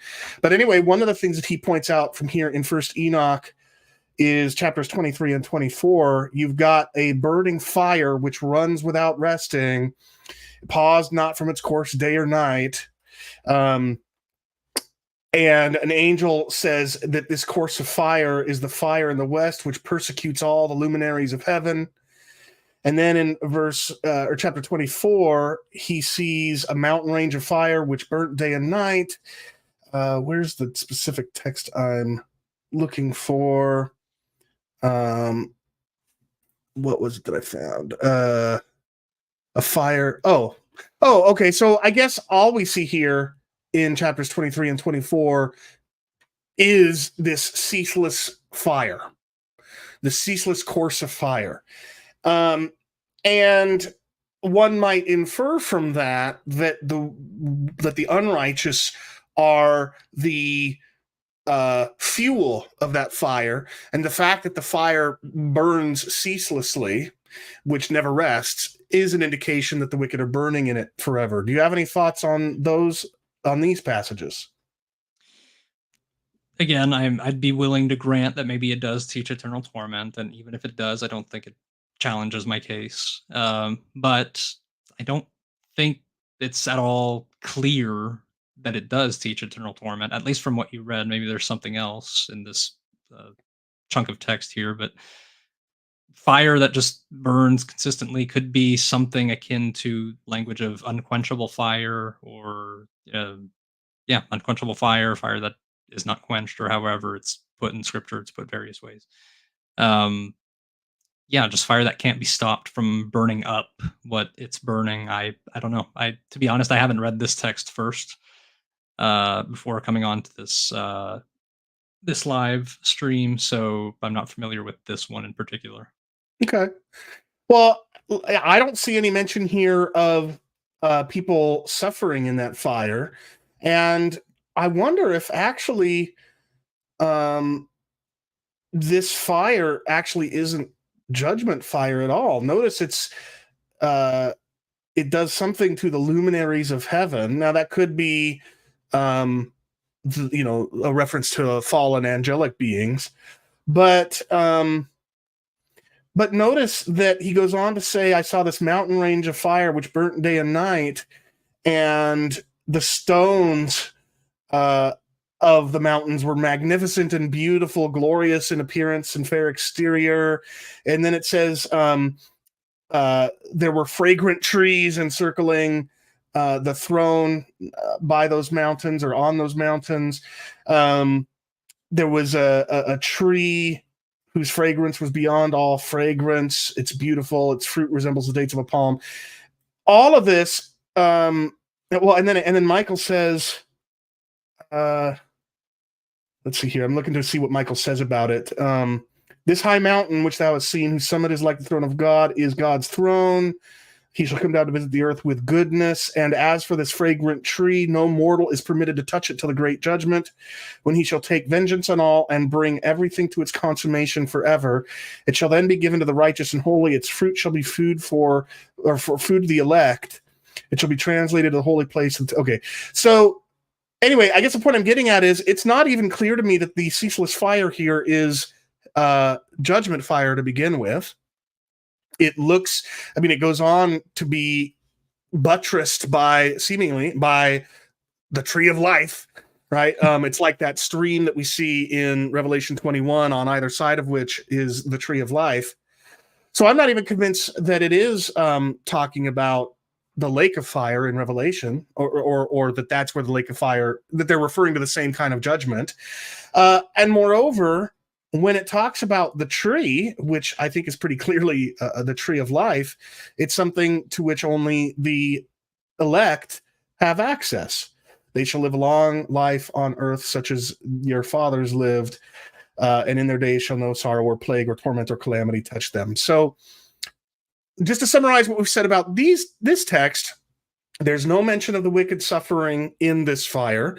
The fire seems to be buttressed by the tree of life, and only the elect have access to it. So whatever we could say about these verses in chapters 23 and 24 and 25, I guess, it's by no means conclusive proof of eternal torment.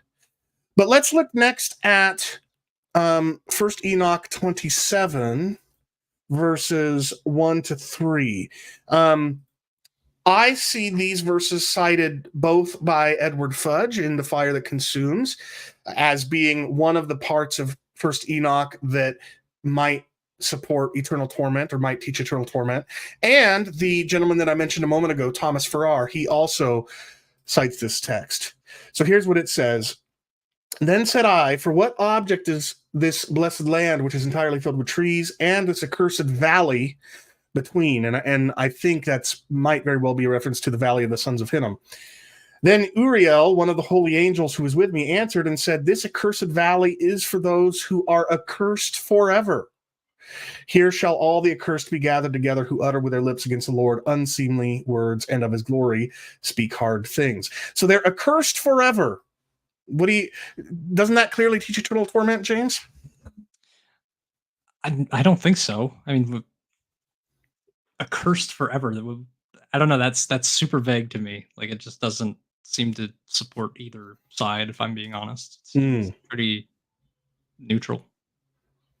Yeah, it doesn't really tell us what the nature of their curse is.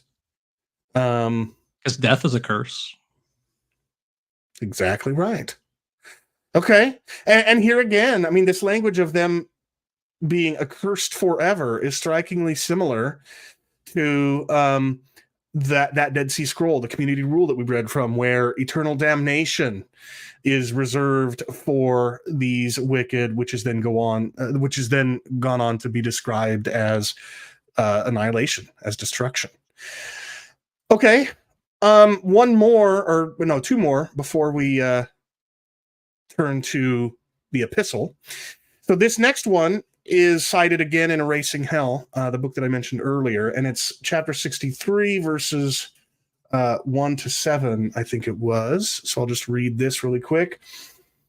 In those days shall the mighty and the kings who possess the earth implore him to grant them a little rest from his angels of punishment, to whom they were delivered, that they might fall down and worship before the Lord of spirits and confess their sins before him.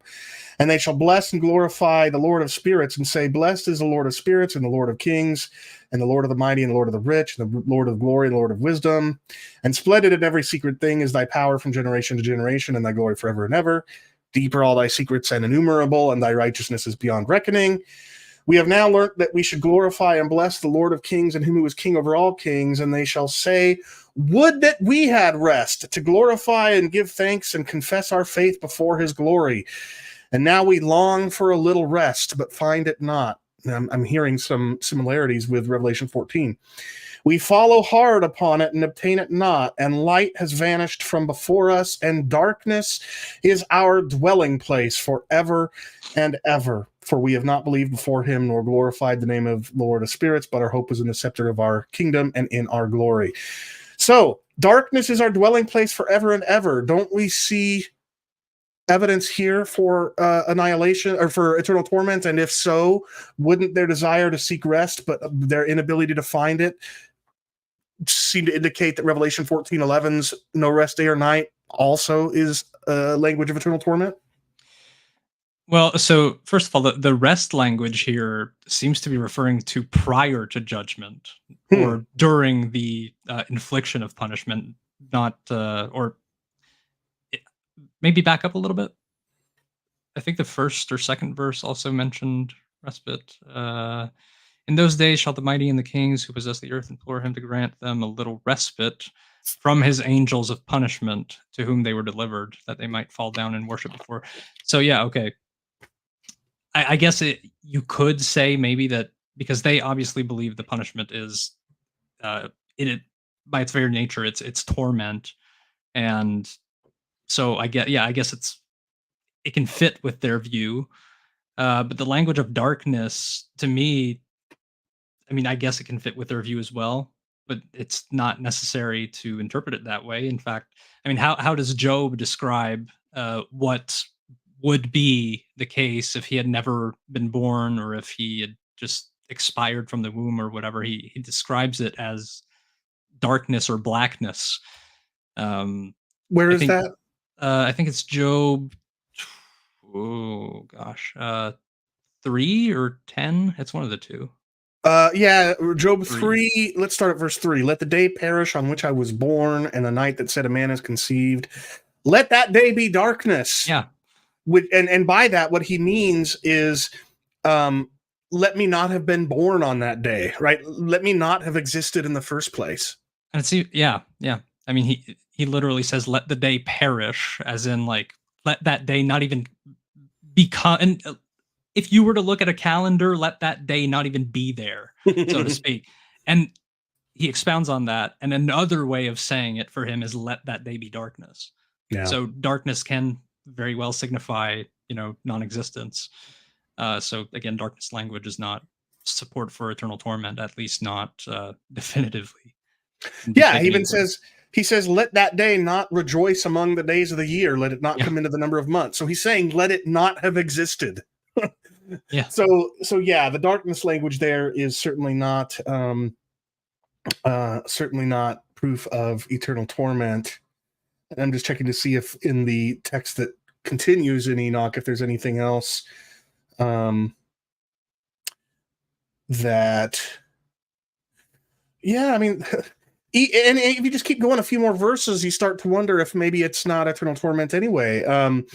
Look what it says in verse 10. They will say unto themselves, our souls are full of unrighteous gain, but it does not prevent us from descending from the midst thereof into the burden of Sheol.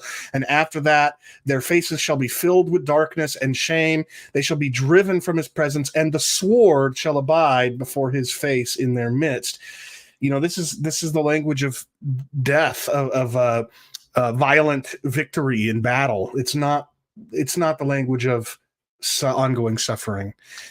You said this is chapter what exactly? 63. 63. Okay, let me take a look at something real quick. Sure. 63. So the way I'm going off memory here.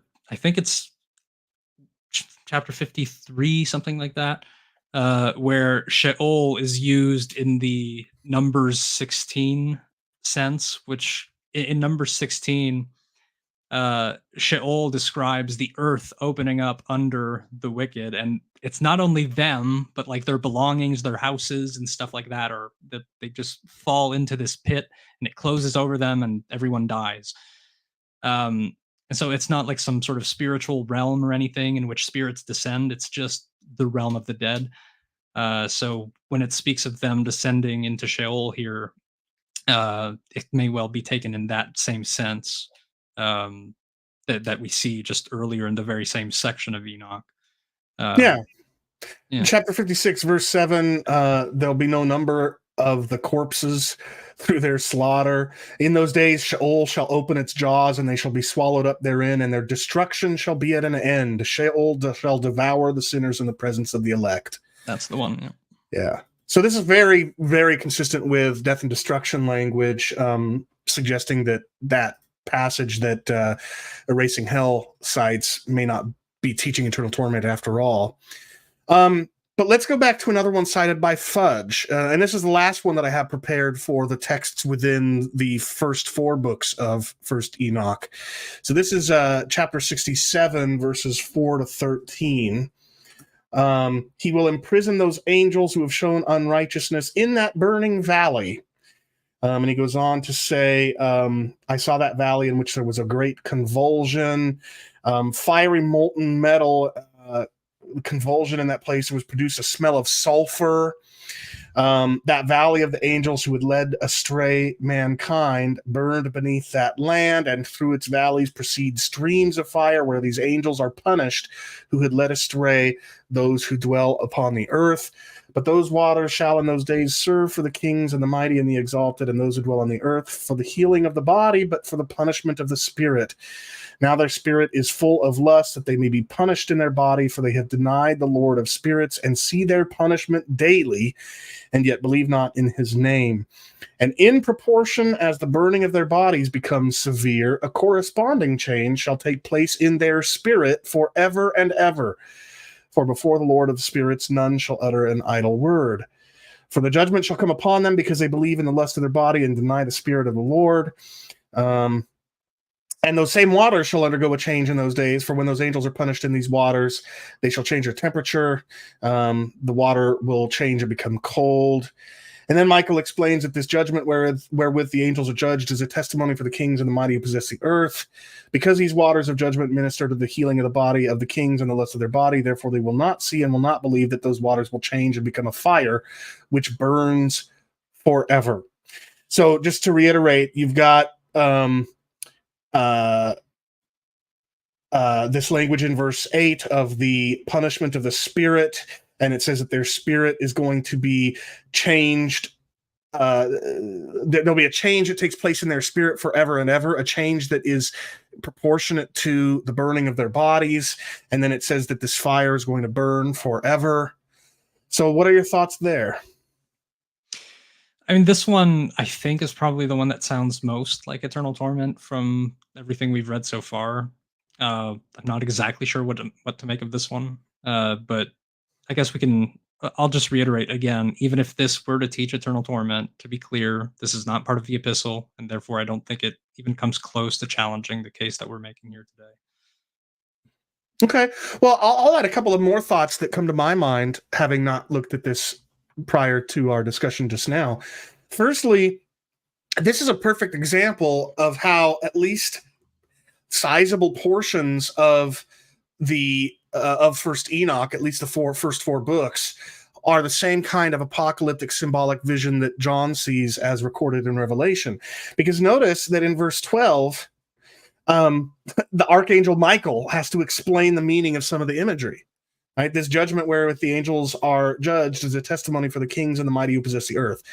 So it's very plausible that what is being depicted here is indeed some kind of everlasting protracted torment or whatever, but the question would still require asking, what does that symbolize in reality?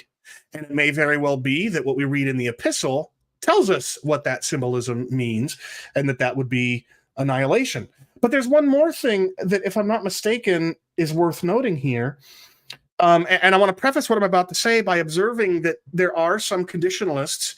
We're not like this at Rethinking Hell, but there are some conditionalists who think that while human sinners will finally be destroyed, the fallen angels, Satan and demons, will instead be tormented forever and ever. Well, notice what Michael says in interpreting this vision, the scene for Enoch. He says, this judgment wherewith the angels are judged is a testimony for the kings and the mighty who possess the earth. So possibly what we're reading here is only a description of the everlasting torment of angelic beings in the first place, and not humans. In which case, even if it doesn't symbolize annihilation, but instead just straightforwardly promises eternal torment, it could very well just be that fallen angelic beings are what are tormented forever, not the human unrighteous. In which sense would you say it's a testimony then for the kings and the mighty? Well, that's just it. It could very well be that the kings and the mighty here are actually post the destruction of the finally impenitent. The book of Revelation is interesting. Throughout most of it, the kings of the land are the bad guys. And then after Revelation 20, the kings of the land are streaming into the gates of New Jerusalem or whatever. And it seems straightforward to me that what's going on is that the bad guys have been destroyed and the righteous have inherited the land. Right? I mean, that's what Jesus says in the Beatitudes, right? Blessed are the meek, for they shall inherit the land. So the kings of the land here may actually be the righteous, and the ongoing punishment of the fallen angelic beings, if in fact that's what's going on here, could be a testimony to the righteous. I just don't know. But the point I'm getting at is, it's number one, it's not at all clear here that what is being depicted as eternal torment. Number two, it's not at all clear that if it is depicting eternal torment, it doesn't in fact symbolize annihilation, given that it seems to be this kind of visionary text. And number three, even if it doesn't symbolize annihilation, but instead is just a straightforward promise of eternal torment, it's not at all clear that that extends beyond the fallen host, the fallen angelic host, to lost humankind. In short, it just does not seem to be compelling support for eternal torment to begin with. But what do you think? That's good. I'm fine with leaving it at that, and we can move on to the other texts that you had prepared. All right. Well, so I think we've only got two really truly to work to look at from the epistle, and that is, these are both texts that Thomas Farrar discusses at length in his video, or at least one of them he discusses at length. So one of them is First Enoch 102, and I'll read the verses that he cites, which is verses 4, 6, 10, and 11. Fear ye not, ye souls of the righteous, and be hopeful, ye that have died in righteousness. When ye die, the sinners speak over you. As we die, so die the righteous. And what benefit do they reap for their deeds? But then in verses 10 and 11, have ye seen the righteous, how their end falls out, that no manner of violence is found in them till their death? Nevertheless, they perished and became as though they had not been, and their spirits descended into Sheol in tribulation. Yeah, what are your thoughts there? I'm not even sure that's what I thought we were going to be discussing. I feel like I'm looking at the wrong text or something. This is the right one. You got it. Yeah. So, to be honest, I'm sort of baffled that Farrar mentioned this. And if I, again, don't take me at my word here, because I might be misremembering, but I feel like I remember him saying that this was a text talking about wicked people who consider themselves righteous. And that's not at all what I get from this text. What I get is you have righteous people dying, and then you have wicked people talking about the fate of the righteous and being like, hey, you know what? This seems like they don't have it any better than us. I mean, they're dying just like we are. And so what verse 11 is talking about is not the fate of the wicked. It's the fate of the righteous, first of all. And secondly, so if you go back to verses 4 to 5, well, actually, before you do that, sorry. No, it's good. I just want to emphasize something in verse 11. Verse 11 says, nevertheless, they perished and became as though they had not been, and their spirits, by the way, I looked at the interlinear there earlier, and I think it's psyche there. It's not spirits, it's souls, which might be relevant. And their souls descended into Sheol in tribulation. So he seems to think that this is the fate of the wicked, wicked people who consider themselves righteous, I think he said. But that just doesn't seem to be the case, because first of all, like I said, this is the fate of the righteous. And when we compare this language of them, their souls, I'll say souls because I do think that souls is the word that should be there. The language of their souls descending into Sheol is just not what he seems to think it means. So in verse 4, it says, fear ye not, ye souls of the righteous, and be hopeful that ye have died in righteousness, and grieve not if your soul into Sheol has descended in grief. So this is comfort to the righteous. Their descent into Sheol in grief is not talking about their experience in Sheol. They're not experiencing grief in Sheol. That's not what they go into. It's their sentiment as as they die. They die sad. They die grieving. And after that, it says, and that in your life your body fared not according to your goodness. So you didn't get what you deserved. You were treated unjustly. You didn't receive the fate that you should have received for your goodness. Yeah, and what I was going to point out is it seems to be, so the verse 5, I think the first part and the second part are parallel, and I think that soul in the first part of verse 5, grieve not if your soul into Sheol has descended in grief. I think it's parallel to your body. I think that soul here is being used in the same sort of way that the New Testament would speak of Jesus giving up his soul, His life. yeah, that's it, his psyche for us. So I think it's talking about, in other words, if you wanted to paraphrase verse 5, you could say, and grieve not if you descended into Sheol grieving. It's not talking about different parts of the human being. It's just sort of talking about the person. And it seems to be the way it's the author is communicating in verse 4 as well, just right prior.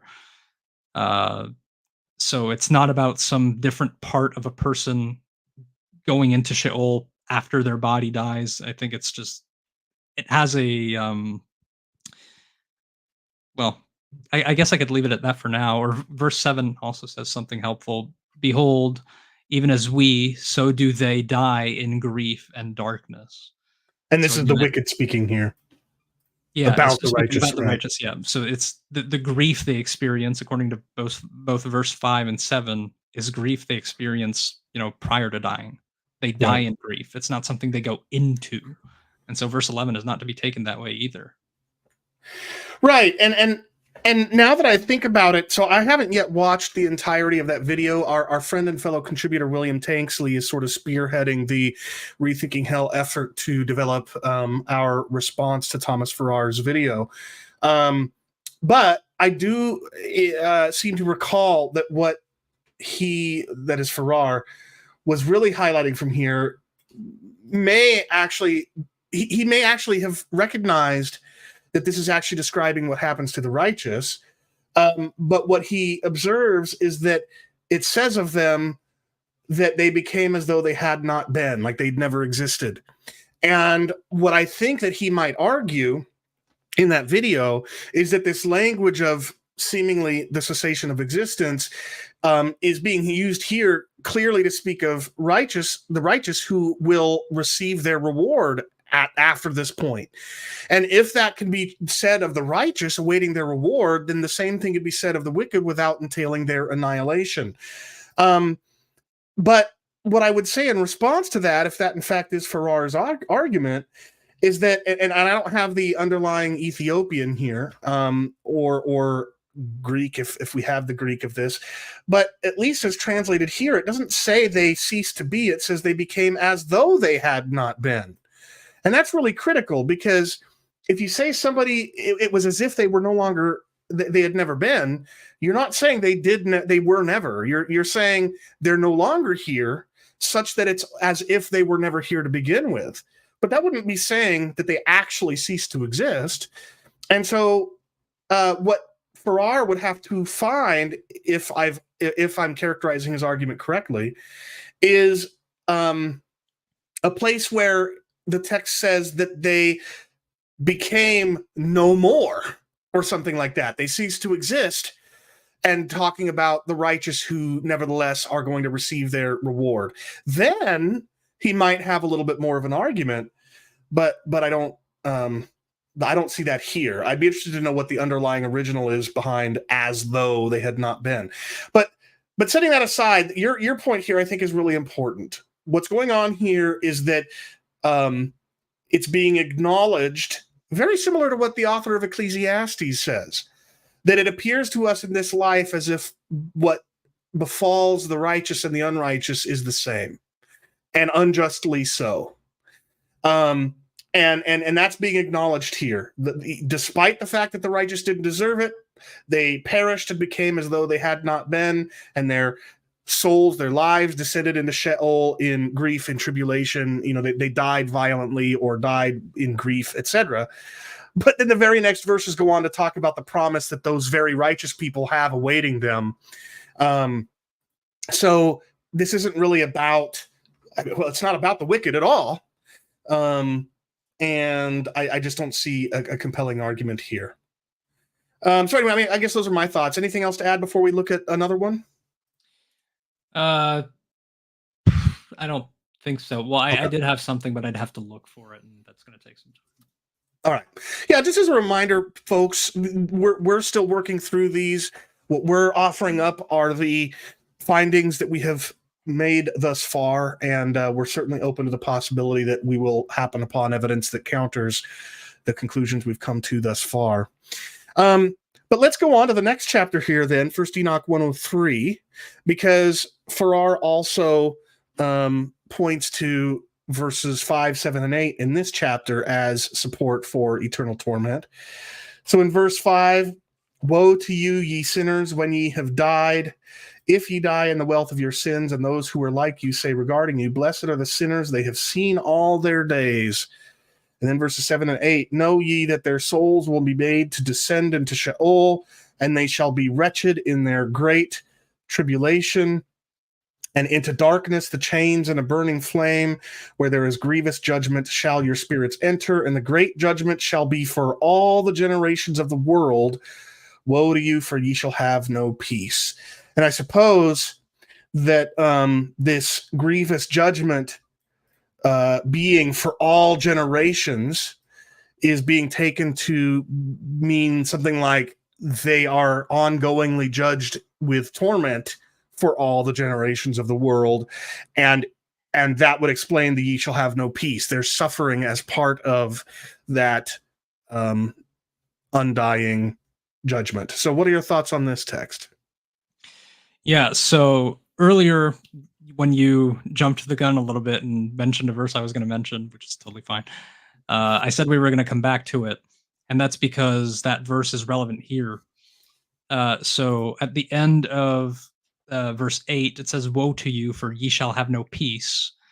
But as we read earlier in 98:16, what are they to expect then if they have no peace? A sudden death. Yeah. It says they shall have no peace but die a sudden death. So they shall have no peace in 103:8 is no support at all for eternal torment. In fact, it's support for our view because it's recalling this verse here that we just read in 98.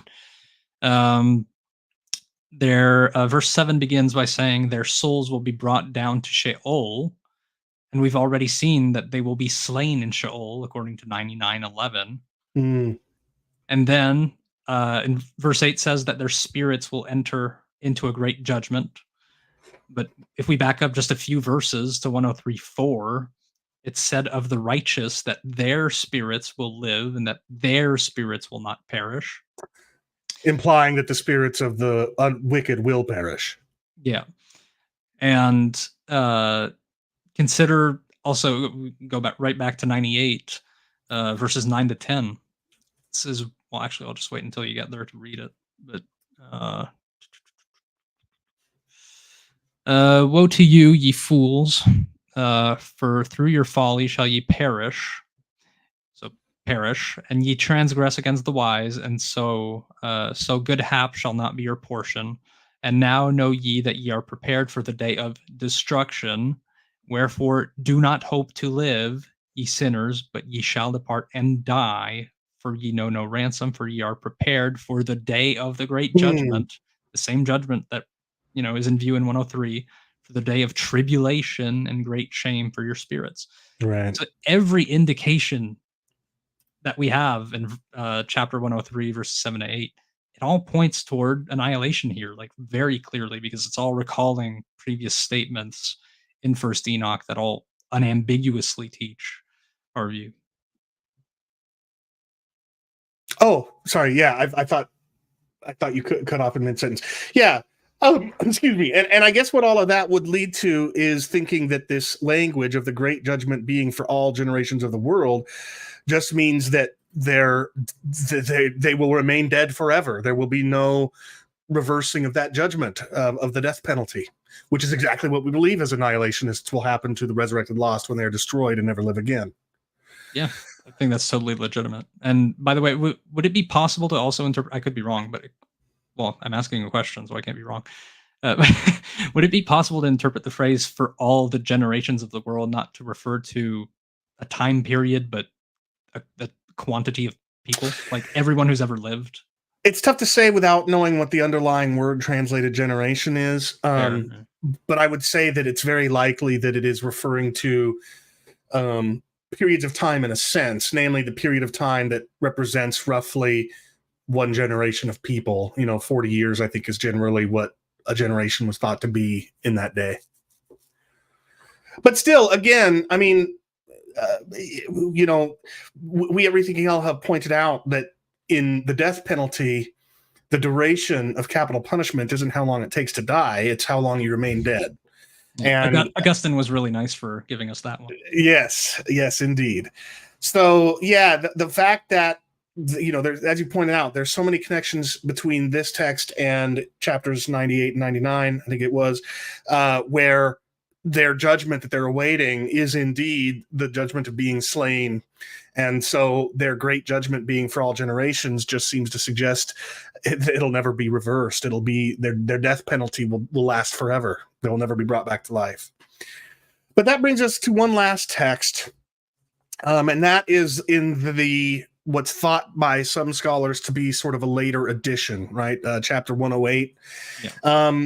Verses 2-4, ye who have done good shall wait for those days till an end is made of all those who work evil, and an end of the might of the transgressors. And wait ye indeed till sin is passed away, for their names shall be blotted out of the book of life and out of the holy books. And their seed shall be destroyed forever, and their spirits shall be slain. And they shall cry and make lamentation in a place that is chaotic wilderness, and in the fire they shall burn, for there is no earth there. I saw a flame of fire blazing brightly. But then, so I think this might be where Farrar, this is another one of the texts that Farrar cites in his video. This might also be one of those places where he says it sounds like it's talking about annihilation, but then you keep reading. I asked one of the holy angels who was with me, what is the shining thing? But for it is not a heaven, but only the flame of a blazing fire, and the voice of weeping and crying and lamentation and strong pain. And he said unto me, this place which thou sees here are cast the spirits of sinners and blasphemers, and of those who work wickedness, and of those who pervert everything that the Lord hath spoken through the mouth of the prophets. And then verse 15 he included, which is, the sinners shall cry aloud and see them resplendent, and they indeed shall go where days and seasons are prescribed for them. So what I think Farrar is arguing is that even though in these opening verses, there's the language of them being brought to an end, their names being blotted out of the book of life, their seed being destroyed forever, their spirits being slain, despite all of that, it goes on to say that they are, the spirits of sinners and blasphemers are in this place of fire, that gosh, I thought it seems to be and that days and seasons are prescribed for them there in that fire. So is there something there that you think suggests that chapter 108 evinces belief in eternal torment, or do you think that might be a little hasty? I think it's a little hasty. So you're reading from Robert Henry Charles's translation, right? Yeah. And could you tell me which verse that is that says times and seasons? Well, so that verse is specifically verse 15. The sinner shall cry aloud and see the righteous resplendent. It doesn't say the righteous, but that's what it's referring to back in the previous verse. And they indeed shall go where... Oh, so here, this is what's interesting. I'm talking about verse 15, but I'm just going to say what I just noticed. The sinners shall cry aloud and see them resplendent. Who are the them? The righteous. From verse 14. And they... Well, who is the they? Is it the sinners or is it the them that was the righteous? They indeed shall go where days and seasons are prescribed for them. So actually, that could very well be that the sinners are crying aloud while they see the righteous being made resplendent and going to the days and seasons that are prescribed for them. The days and seasons being prescribed here may not even be for the wicked to begin with. Yeah, I think that's exactly right. One thing I was going to point out is how different these translations sound. Charlesworth's translation says, the sinners shall cry aloud and they shall see the righteous ones being resplendent. They shall go to the place which was prescribed for them concerning the days and the seasons. Hmm. Yeah. I don't know what to make of that. I think it's just a stylistic choice. But what about the fact that in verse, there was something here that, It doesn't even, to me, it doesn't even sound like it means the same thing. I think it is. Both of them sound to me like they're saying those who've been made resplendent have days and seasons prescribed for them, and the wicked cry out when they see the righteous being made resplendent and going into that eternity that's prepared for them. And that all sounds very much like the New Testament, right? The wicked are going to see the righteous glorified. And what does Jesus say? Many, the wicked will weep and gnash their teeth because they see people reclining at the table with Abraham, but they themselves excluded from the kingdom, right? In Matthew 13, I think it is. This kind of language is extremely consistent with the New Testament. But here's the one thing that I still want to mention is verse 5. So leading up to that, I'm looking for. Yeah, so it mentions this lamentation it mentions a place that is a chaotic wilderness, and in the fire shall they burn, for there is no earth there. And I saw a flame of fire blazing brightly and things like shining mountains. And I asked one of the holy ones who was with me, what is this shining thing? Because it's not heaven, but only a flame of blazing fire and the voice of weeping and crying and lamentation and strong pain. So this sounds like it's saying that in this place where there's fire, there's anguish, there's misery. Does that strike you as evidence of eternal torment? I think it sounds compatible with it, but I don't think it's evidence for it because, I mean, as you burn up to death, yeah, there's going to be pain, there's going to be anguish, there's going to be all of that. So this could just be describing the scene where they go to die, where they go to perish, not something that happens subsequent to death or whatever. Just because it follows it in just because it follows verses 3 to 4 in the text doesn't mean that it follows or that this place is a place they go to after dying or whatever. That's just not how language works. Something can be said after and refer back to something that was just said and describe it further and how it's going to occur. So yeah, not very convincing to me. Yeah, I think so. And I'll just wrap this up as we start to transition to our conclusion by reading from Edward Fudge, because he offers a host of other texts from First Enoch that we haven't mentioned that he sees as evidence that the writer or writers of Enoch believed in annihilation. First Enoch 38:1, sinners are driven from the face of the earth. 38:5, they perish. 38:6, their life is at an end. It had been better for such people never to have been born. The apostates will not be found in heaven or on earth after the day of suffering and tribulation. Enoch, Fudge says, seems to teach annihilation when he quotes God as saying, I will transform the heaven and make it an eternal blessing and light. I will cause my elect ones to dwell upon it, but the sinners and evildoers will not set foot on it. For the sinners, judgment is impending with me, so that I will destroy them from the face of the earth. That whole thing is from First Enoch 45.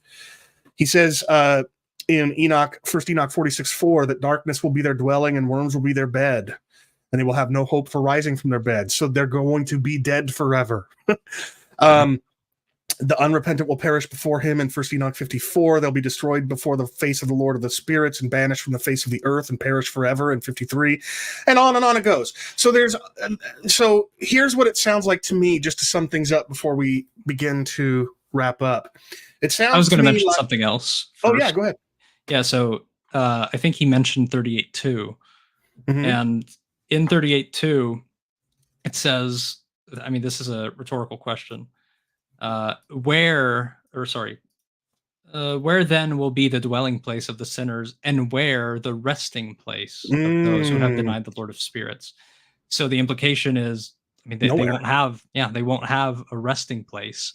And in the same section of Enoch, I think it's 46. I mean, you read it too. Actually, it's probably here in my note. 46:6. It says, "And darkness shall be their dwelling, and worms shall be their bed." And so what you simultaneously have is a denial of them having a resting place, and also a sort of metaphorical sense in which they will have a resting place. Worms will be their bed. Yeah. And so, again, saying they have no rest is compatible with death being our final lot, even if in some sense we can say that we will have a resting place. Our worms will be our bed, worms will be our resting place, but that's not actually considered a resting place in the thought, in the mind of this author. Yeah, that's good. Okay, so this is the impression I'm getting from what little I've studied First Enoch now. There is a host of evidence in the text of First Enoch in several of the books, not just the fifth book, the Epistle, that suggests the author or authors believed in the final annihilation of the lost. And in some of those places, the language of the wicked being denied rest is used in a way that is consistent with them being finally destroyed. Number two, there is a tiny handful of texts that might be they might be consistent with eternal torment, but are not at all clear.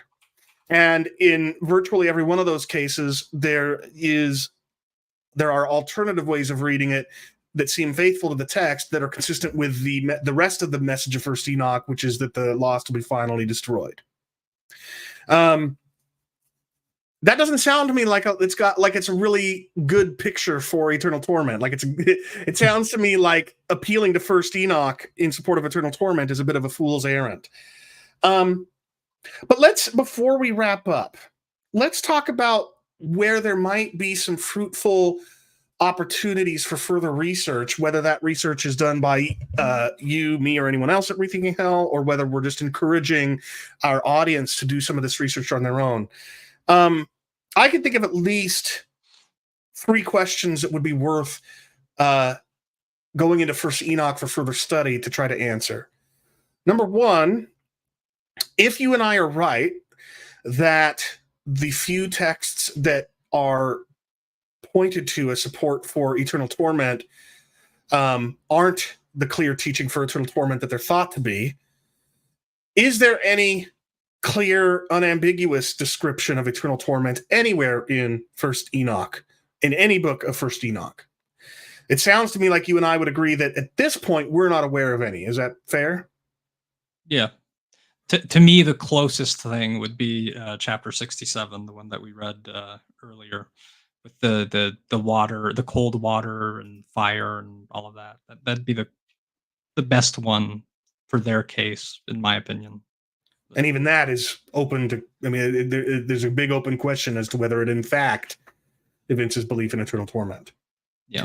So I think that what both anybody that's watching this, whether you're a traditionalist who believes in eternal torment or a conditionalist who believes in final annihilation, either way, spend some time just sitting down with one of these major translations of First Enoch, or even a newer one like the Hermeneia translation, and see if there's anything clear, anything that more clearly supports eternal torment than the text that we looked at today. That would be a really important question, I think, to try to answer. Secondly, we've already seen that at least some of the visionary experiences in books 1 through 4 are like the visionary experiences in Scripture. Namely, a prophet is shown a prophetic vision in which the future is not depicted, but rather symbolized. So much so that sometimes those symbols can't even be interpreted rightly without the help of a divine interpreter. Again, Joseph to Pharaoh, Daniel to Nebuchadnezzar, and angel to John. etc. Because if that's true of most of books 1 through 4 of First Enoch, and any of there are other more clear depictions of eternal torment in any of those, that would still leave open the question, what does it symbolize? And then that sort of leads to the third question, which is, if there are any clearer depictions of eternal torment anywhere, and if these books are this kind of visionary experience where the future is symbolized, not merely depicted as though captured on camera, well, then the question would still remain, is it possible that those depictions of eternal torment are actually symbolism for a fate consistent with annihilation, just like we see in Revelation? Can you think of any other questions that it would behoove somebody to go and do further research on in First Enoch to help us understand how it might inform a faithful reading of Revelation? I don't think so, but I've said this multiple times in this live stream, but I'll just reiterate: if somebody actually wants to challenge the case for conditionalism from First Enoch that I'm making, you're going to have to find evidence for eternal torment, specifically in the epistle, which ranges from chapters 91 to 107. If that can't be done, I consider this case untouched. And so I think that's worthwhile for anybody who might want to challenge this case. Before we leave, though, there's one verse that I wanted to mention that we haven't looked at yet. Oh, sorry. No, you're good. I'm just thinking about it now. Earlier, when we were discussing Revelation 14 specifically, in verse 13, I said that the rest that is awaiting the righteous can't be divorced from all of the positive connotations that it has, which is obviously it's referring to rest that's going to be enjoyed in the new creation with our risen King. And I think that we can find in First Enoch 62:14 again an example where rest has just explicitly positive connotations with it. Okay, yeah, I'll read what you have on screen, I guess. I was looking at the Charlesworth translation, but it's fine. And the Lord of spirits will abide over them, and with that Son of Man shall they eat and lie down and rise up forever and ever. The Charlesworth translation says, the Lord of spirits will abide over them, they shall eat and rest and rise with that Son of Man forever and ever. But anyways, lying down, same idea. So this rest here that the righteous could expect is rest specifically, explicitly with the Son of Man. Now, First Enoch gets that wrong, like who the Son of Man is, but the New Testament obviously rightly reveals that the Son of Man is Jesus Christ. So yeah, I think we do have reason for taking rest not as mere rest of any sort, but specifically a rest relating to the new creation, rest relating to what the righteous await specifically, and not just rest that you might get in death or whatever. And something that the wicked will indeed therefore not have day or night, because they'll be destroyed. They will never, ever, ever, day and night, they will never experience the rest that is promised the righteous in the Son of Man. Right. Yeah, very good. All right. Well, this has been super helpful, and I look forward to what more we discover as we continue our research. For viewers that are interested in reading that article by Trent Horn, I will try to remember to put a link to it in the description of this video. I already put it in the chat earlier in our discussion, but I'll try to put it in the description of the video as well so people can check it out. And then I know that you're still working on your response. Do you have and this is not a committal, but I'm just wondering, do you have a rough idea of when viewers might be able to expect that blog article to show up at Rethinking Hell? Not exactly, but I would expect either by the end of this month or sometime next month. I don't think it'll take more time than that. It's going to be a pretty lengthy article. I think it's already like 16, 17 pages long. So get your reading glasses. Yeah, awesome. Well, I'll look forward to that. And then don't forget too that viewers that James has already published. Is it 2 one-pagers that you've already published on Rethinking Hell for some of the texts? Do you want to, for viewers that aren't familiar with these one-pagers you've been putting out, a couple of them you've put out so far, do you want to say a word or two about what those are and why viewers might find those helpful? Yeah, so you're right. I put out 2 of them.